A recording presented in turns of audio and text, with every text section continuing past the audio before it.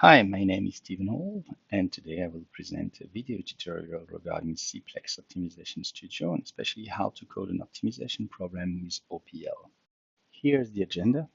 First, we're going to open the IDE, so the user interface to code in OPL. We're going to import an example, read that example, also read the data, run the model, and finally read the results. The problem that we're going to see today is a factory that needs to blend a crude oil to produce gasoline. And so the full description of the problem is, you got a link that I'm going to put in the comment below.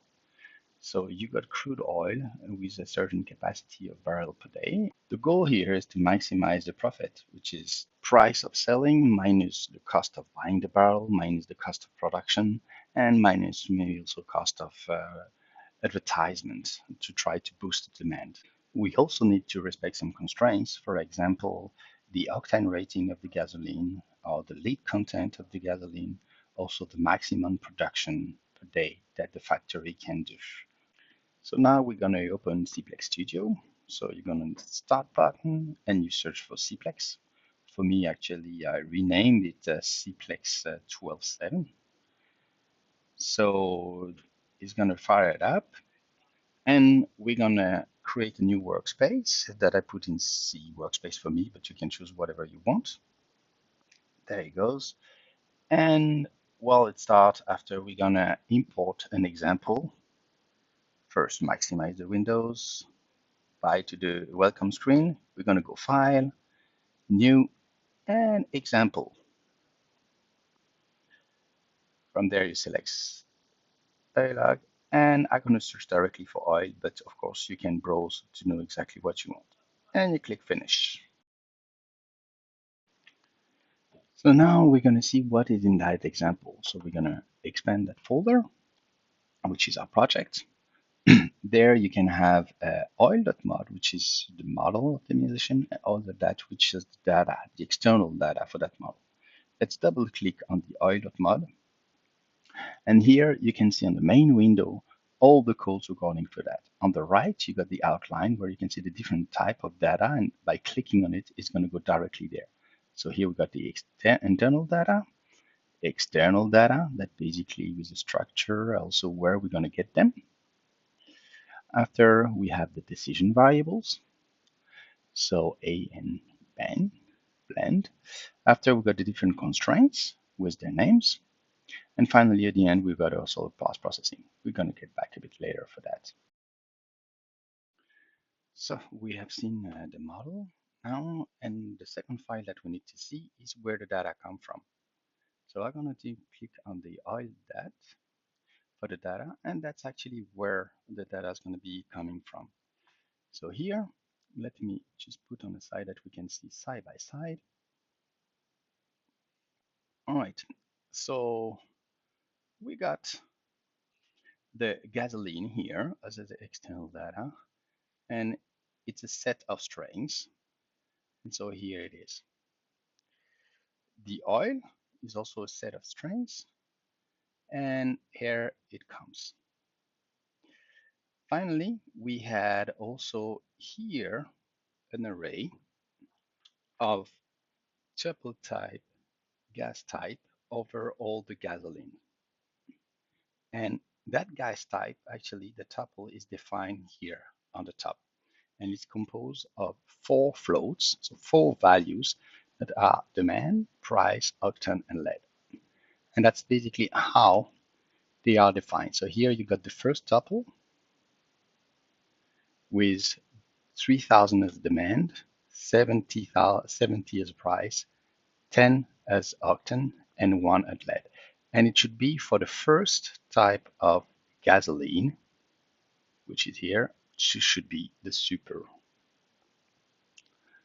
After you got exactly the same for the oil, which then come from there. We got the maximum production as a float, which come from there. And we got the production cost, which come from there. So you can see here, we got first the .mod, so the optimization model, where we got the data structure here, and also where the data come from. So they come from the outside. And here, the outside, actually, we come from the .dat. How do I know that? It's just because here we have a run configuration that says basically we got the .oil and we got the .dat. Let me show you how I can do that one. If I right click on run configuration here, new, run configuration, and I can say test oil, for example, a new one. And after I just have to drag and drop first the optimization model, and finally where the data come from. They're going to come from this one. There it goes. And when I want to run it, I just have to say right click, run this. It's going to run, and then you're going to have the results. So first of all, we can see here that we got a solution, and it's an optimal solution. And after, we can see some differences. We're going to go later on to review all the details of that. Now we will review the result. So the first thing to notice is if you click on the solution tab on the bottom, you're going to see that the solution is optimal. And you're also going to be able to see some statistics, and at the end, what are the variables, the printout of the variables. The second thing that you should look at is the engine log on the bottom, which here says what CPLEX have done. So actually, you've done only two iterations, started and only done two iterations to find a feasible and optimal solution. To review the data, you can look into the problem browser here. The first indication is here, we got a solution of 287,750 as an objective function. But the most interesting part is actually, is the review of all the data. We got the decision variables, and we got also all the constraints that's been expressed. So if you overlay, for example, on gas and you want to view it, let me close that. There it goes. And then you can see the internal data that we have.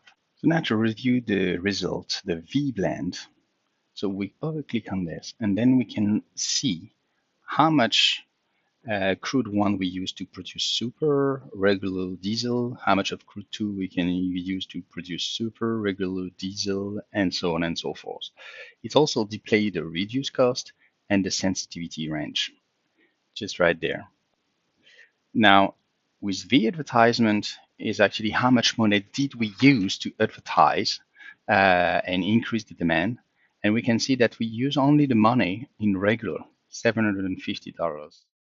As a conclusion, so we've seen how to open the IDE, the CPLEX Studio, how to import an example, the oil, how to read the model and read the data that associate to that, how to run the model with the data, with the run configuration, and finally, how to read the results.